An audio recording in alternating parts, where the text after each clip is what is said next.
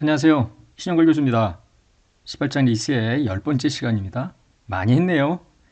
이번 10번째 시간에는 교재 1334페이지 리스 제공자의 리스 변경을 하겠습니다. 리스 이용자의 리스 변경은 이미 설명을 했고요. 제공자 입장에서 리스 변경, 일단 리스 변경은 리스 이용자의 리스 변경하고 정의는 같아요. 하나 이상의 기초자산 사용권이 추가되거나 종료되거나, 종료는 이제 축소랑 같은 개념이고요. 리스 기간이 연장되거나 단축되거나 이로 인해서 리스의 범위나 대가가 바뀌는 것이 리스 변경입니다.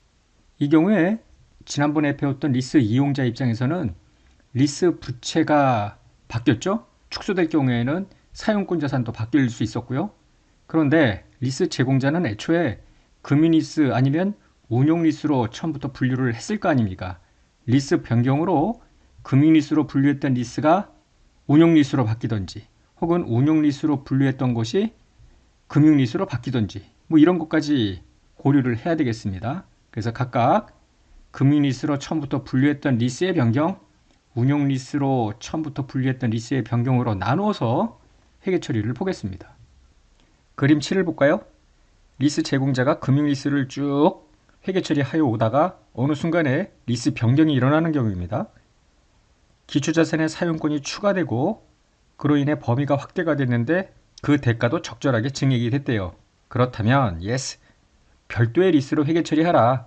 기존 리스하고 요 새롭게 증액된 거를 따로따로 회계 처리하는 겁니다. 그런데 그건 아니래요. 그렇다면 변경이 리스 약정일에 유효하였다면 애초에 그 리스는 금융이 아니라 운용 리스였겠느냐 이런 뜻이죠. 그 리스를 운용 리스로 변경하는가 라는 것은 처음부터 금융으로 회계 처리를 해오다가 지금 변경이 일어나는 거 아니에요. 이 변경이 리스 약정일에 거슬러 올라가야죠. 그때부터 있었더라면 처음부터 운영이었겠는가? 예스. 그러면 변경 유효일부터 즉 이때부터 새로운 리스 즉 운용 리스로 회계 처리하라는 거예요.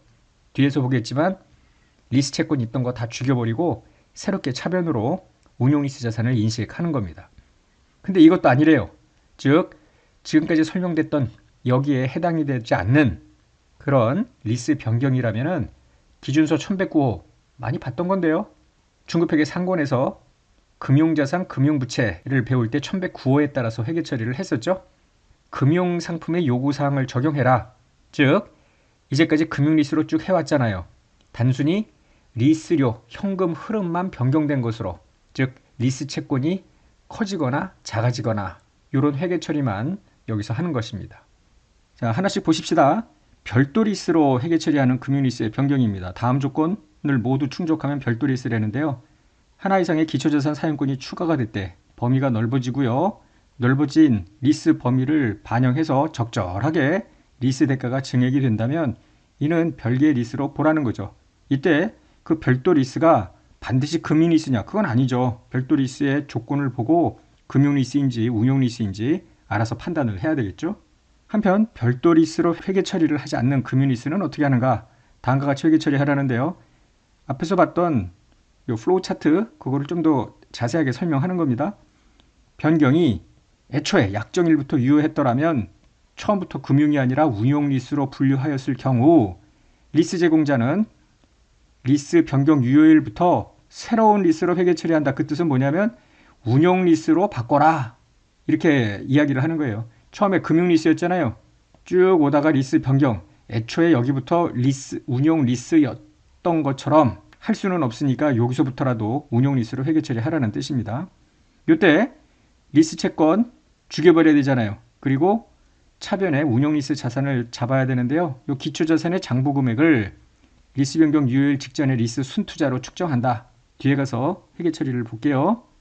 한편 그 밖의 경우에는 1109호 금융 자산 기준서를 적용해서 리스 채권 증액 감액을 하면 되겠습니다.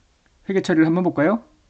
금융리스의 변경이 약정일부터 유효했더라면 애초에 금융리스가 아니라 운용리스로 분류되었을 경우입니다.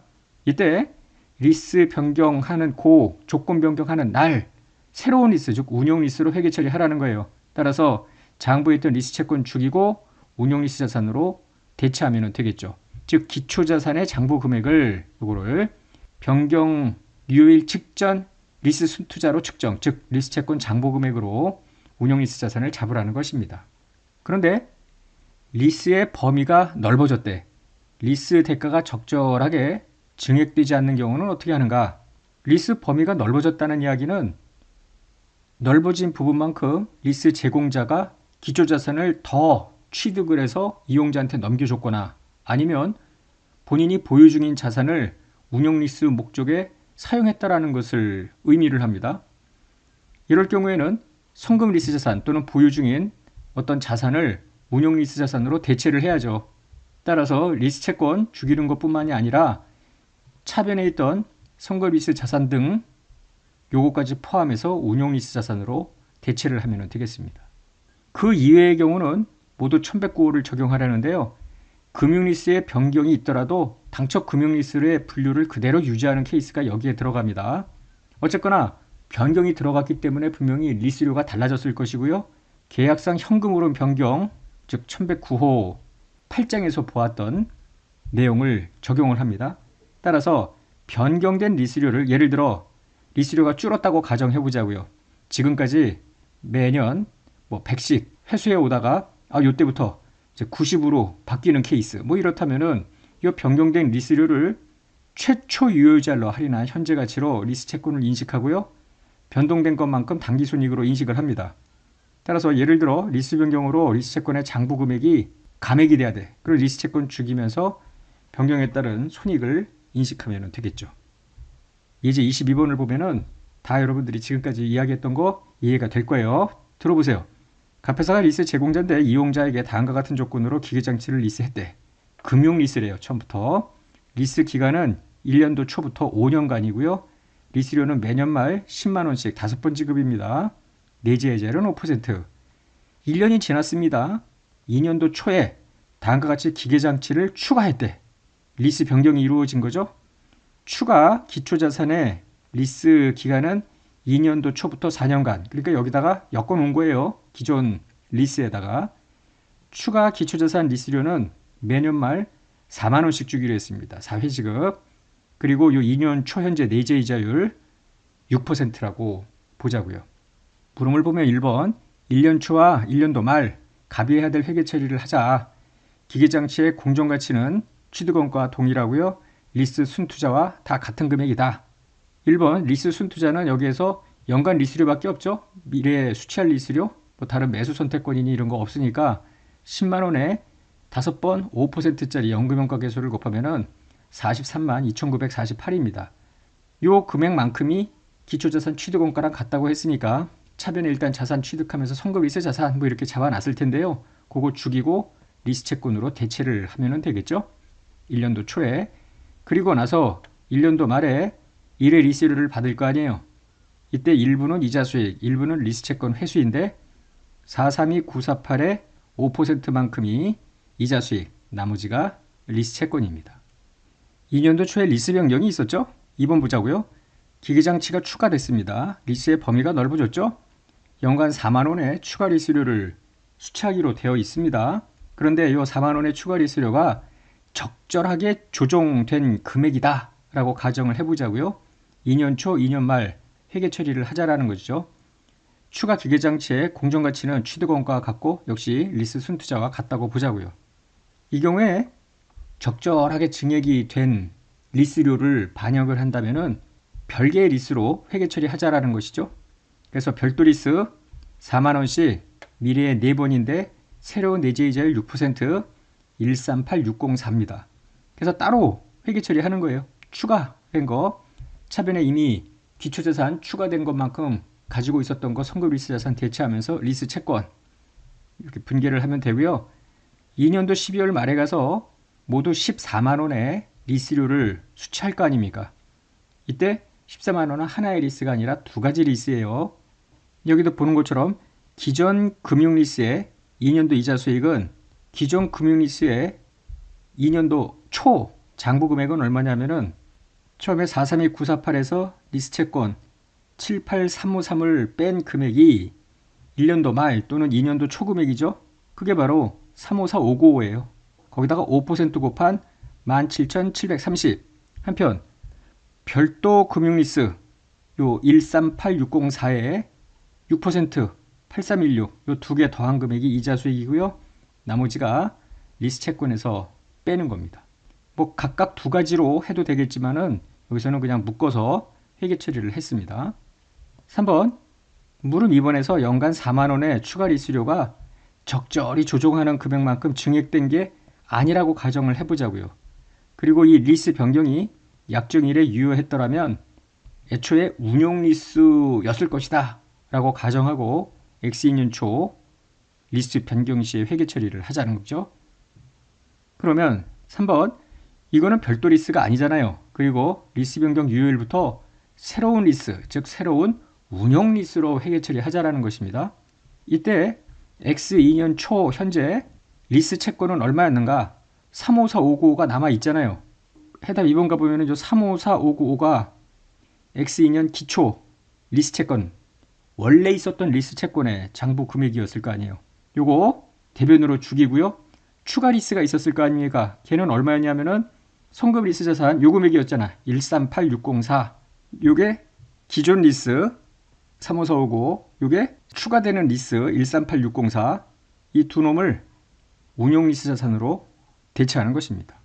4번인데요. 3번하고 차이가 뭐냐면 3번에서는 이 리스 변경이 약정일에 유효했더라면 애초에 운용 리스였을 것이다 라는 거고요. 4번은 이 리스 변경이 약정일에 유효하였더라도 운용 리스로 변경하지는 않았을 것이다. 즉 계속 금융 리스가 유지된다라는 뜻이죠. 그러면 이 경우에 새로운 캐시플로우 가지고 1109호에 따른 계약 변경의 회계 처리를 적용하라는 거예요. 1109호. 새로운 캐시 인플로우는 14만 원입니다. 이때 최초 유효자율 5%로 할인한 현재 가치를 계산하면은 496433 요 금액으로 새로운 리스 채권을 인식하고요. 기존에 있었던 리스 채권과 추가된 성급 리스 자산 35459하고 138604. 자, 지금 4번인데요. 3번으로 가볼게요. 3번에서는 요 35459, 138604를 운용 리스 자산으로 대체했던 거 아닙니까? 여기에서는 4번은 요 금액을 새로운 리스 채권으로 전부 통합을 했다 이렇게 생각을 해도 무방하겠습니다. 대체가 안 맞을 수 있죠? 이때 변경 손익이 들어가고요. 이 사례에서는 변경 이익입니다. 이 문제 다시 정리를 하면 해답 2번은 추가되는 4만 원만큼 리스료를 더 증액을 했고요. 별도 리스로 구분을 하자라는 것이었습니다. 3번은 별도 리스는 아니지만 애초에 리스 변경 유효일부터 4만 원의 증액이 되는 이 부분이 있었더라면 운용 리스였을 것이다. 따라서 이 두 가지를 모두 다 운용 리스 자산으로 넣은 거고요. 4번은 그건 아닌 것 같아. 계속해서 운용 리스로 바뀌지 않고 그냥 금융 리스가 계속 될 것 같아. 그러면은 마치 현금으로만 바뀌는 금융 자산의 계약 변경으로 보자라는 거죠. 1109호. 따라서 이 두 금액을 새롭게 측정한 리스 채권으로 대체가 되는 개념으로 보면 되겠습니다. 즉 14만 원을 5%로 할인한 금액으로. 그리고 대체 일치 금액이 변경 이익입니다. 이번에는 운용 리스로 처음부터 쭉 오다가 리스 변경이 있는 케이스입니다. 변경 유효일부터 새로운 리스로 회계 처리하래요. 즉 운용이면 운용, 금융이면 금융 알아서 하라는 겁니다. 운용 리스가 계속 운용 리스로 바뀌는 거야. 그럼 별도의 회계 처리는 없고 리스료가 바뀌었을 수 있잖아요. 그거 가지고 또 리스료 수익 이직하면 되겠죠. 운용 리스로 오다가 금융으로 바뀌는 거야. 그러면 자 운용 리스 자산 관련 상각 누계액 요 장부에 있던 거 전부 떨어내야죠. 리스 채권 인식을 해야 되고요. 대차 일치 금액이 변경 손익입니다. 리스 채권은 새로운 조건에 따른 미래 리스료 수취액의 현재 가치로 인식을 하면 되겠죠. 이때 내재이자를 가지고요. 교재 1340페이지를 보면은 표 5가 있는데요. 나중에 여러분들이 복습하실 때 이미 우리가 배웠던 리스 이용자의 리스 변경 별도 계약으로 처리하느냐 좁아지는 경우에는 사용권 자산 리스 부채를 비례적으로 줄였죠. 차손익도 인식했고요. 그 이의 경우에는 수정 할인일로 리스 부채를 재측정하는 회계 처리. 지금 제공자 입장에서는 금융 리스로 변경되는 경우, 운영 리스로 변경되는 경우 두 가지로 나누어서 회계 처리를 보고 있죠. 다 끝나고 나서 복습하실 때 정리를 하면 되겠습니다. 23번입니다. 운용리스 변경인데요. 갑회사인 리스 제공자는 1년도 초에 기기장치 내역뉴스는 6년이고 잔존가치 없이 정액법을 상각을 하는데 이걸 60만 원에 취득한 후에 이용자한테 다음과 같은 조건으로 리스를 했는데 운용리스였대. 기간은 3년이고요. 리스료는 매년 말 20만 원씩 받기로 했다는 겁니다. 3년 초에 즉 1년을 남겨놓고 2년이 들어갔죠. 이때 당초 계약에서 2년을 연장했대요. 그러면은 당초 계약은 원래 1년, 2년, 3년 이렇게 끝나야 되는데 이 시점에서 2년을 더 연장을 한 거죠. 이렇게. 그래서 X4년, X5년까지 가는 겁니다. 리스료는 3, 4, 5년, 3년, 4년, 5년 이때 15만 원씩 3번 지급하기로 했대요. 원래는 20만 원이었는데 리스 기간이 종료가 되면 반환하는 겁니다. 상기의 리스 변경을 반영한 결과 리스 변경 유효일에 이건 그냥 운용 리스로 분류가 된다고 판단을 한 겁니다. 1년도부터 3년도까지 회계 처리를 모두 해보자. 그러면 1년도에 일단 현금 주고 자산을 사잖아요. 운용 리스 자산. 그리고 상대방한테 넘겨줬겠지, 사용권을. 그리고 매년 말 20만 원씩 리스료 대가를 받기로 했죠. 현금 받고 리스료 수익. 한편 60만 원 요거는 내역뉴스에 걸쳐 상각하는 거니까 상각을 10만씩 했겠습니다. 한편 X2년도에도 똑같은 회계 처리를 했겠죠. 자, 요 3년도에 리스 변경이 있죠. 리스료를 15만으로 다운시켰어요. 기간은 2년 연장했고. 근데 운용 리스로 그냥 계속한대. 그러면은 회계 처리는 없죠. 리스 변경할 때. 그리고 나서 그해 말에 15만 원 돈을 받죠. 이게 리스료 수익이 되고요. 상각은 애초에 하던 거 계속하면 될 거 아닙니까? 10만 원씩. 내역 뉴스에 걸쳐서. 물음 2번입니다. 물음 이거 관계없이 3년 초에 다음과 같은 리스 변경에 합의를 했는데 2년 연장입니다. 3년도부터 5년도까지 이번에는 14만 원씩 3번 지급이래요. 그리고 나서 리스 기간이 종료가 되면 이용자가 3만 원의 매수 선택권을 행사할 수 있고 그러면 소유권이 넘어갈 거 아니에요? 근데 행사 가능성은 상당히 확실하대. 그러면 금융리스로 지금 바뀌는 케이스예요. 그래서 갑회사는 상기 리스 변경을 반영한 결과 이 변경 유효일에 운용에서 금융으로 바뀐다고 판단을 한 겁니다. 이때 내재의 제율은 6%입니다. 회계 처리 해보자는 건데요. 1년도, 2년도 회계 처리는 해답 1번과 똑같습니다. 여기까지는 앞에 했던 거. 자, 3년 초에 리스 채권을 인식을 해야 되잖아요. 운용 리스 자산과 상각 누계액 죽여버리고 즉 60만 원과 2년간 상각했던 거 다 떨구고요. 이 금액을 잡아야 되는데 이 금액은 얼마냐면 우리가 늘상 했던 거예요. 14만 원씩 3번 나가잖아요. 할인율은 6%고 그거만 하면 안 되죠. 3년 후에 매수 선택권 행사할 가능성이 매우 높다고 그랬죠. 그래서 6% 1원의 현가계수 그리하여 399-410 리스 채권을 인식을 하고요. 대차가 안 맞을 수 있죠. 여기서는 차변의 손실이 인식이 되겠네. 그리고 나서 그해 말 리스료로 14만 원 받는데 이 중에 일부는 이자 수익. 이자 수익은 어떻게 계산해요? 399-410의 6%겠죠. 나머지가 리스 채권입니다. 참고로 리스 채권 잔고금액 조정표를 만들어 보면은 세 번째 년도, 즉 3년도 말, 4년도 말, 5년도 말 해서 다 떨구면 3만 원의 매수 선택권 행사 금액이 리스 채권에 남아 있을 거고요. 이때 행사를 할 거 아니에요. 그럼 리스 채권 빠지고 현금 들어오고 이러고 끝나는 것입니다. 교재로는 1344페이지인데요. 보증금 회계 처리를 설명하겠습니다. 이용자가 리스 제공자에게 보증금을 지급을 해요. 리스 계약이 끝나면 다시 반환받고 이용자 입장에서는 임차 보증금일 테고 리스 제공자는 받은 돈이 임대보증금 부채일 거 아니에요. 여기는 자산일 테고 1109호에 따른 금융자산입니다. 리스 이용자 입장, 리스 제공자는 1109호에 따른 금융 부채에 해당이 됩니다. 따라서 우리 이미 1109호 금융자산 금융부채에서 배웠듯이 금융자산 금융부채의 최초 측정은 공정가치입니다. 즉 미래 현금 수취액의 현재 가치로 회계 처리하는데 그때 시장 이자율로 디스카운트 하라는 것이죠. 이용자 입장에서 보증금의 공정가치, 이 보증금의 공정가치라는 건 현재 가치죠. 프레젠트 밸류, 거래가격. 여기서 거래가격이라는 건 보증금 낸 그 돈, 즉 명목금액입니다. 당연히 차이가 날 거고요. 그럼 이 차이는 무엇인가? 리스 계약에 대한 대가로 회계 처리하자. 즉 사용권 자산에 가산을 하자라는 거예요. 이용자가 보증금을 줬을 때 예를 들어 보증금으로 현금 1000 이렇게 줬겠죠. 그런데 임차 보증금 자산인데 요거는 현재 가치로 잡아야 되니 1000보다는 분명히 적을 거 아니에요. 예를 들어 뭐 900, 800 이런 식으로. 그럼 요 차이를 사용권 자산에다가 가산하자라는 것이죠. 한편 리스 제공자의 경우에는 현금을 받을 거 아니에요. 현금 1000. 그런데 이거에 현재 가치로 임대 보증금, 여기는 부채가 예를 들어 900이야. 그 여기 대변에 차이가 생기는데 요거는 리스를 운영 리스로 분류했는지 금융 리스로 분류했는지에 따라서 달리 회계 처리를 해야 되겠다. 잠시 후에 예 5를 통해서 확인하겠습니다. 갑은 1년도 초에 을로부터 건물을 5년간 리스키로 하고 즉시 리스가 시작이 된 거예요. 갑회사는 연간 고정 리스료 이외에 보증금으로 현금 1000을 을한테 지급했대요. 보증금은 5년 뒤에 돌려받는데요. 1년도 초 현재 건물의 장부 금액은 5,500. 연간 고정 리스료의 현재 가치는 5,000이래요.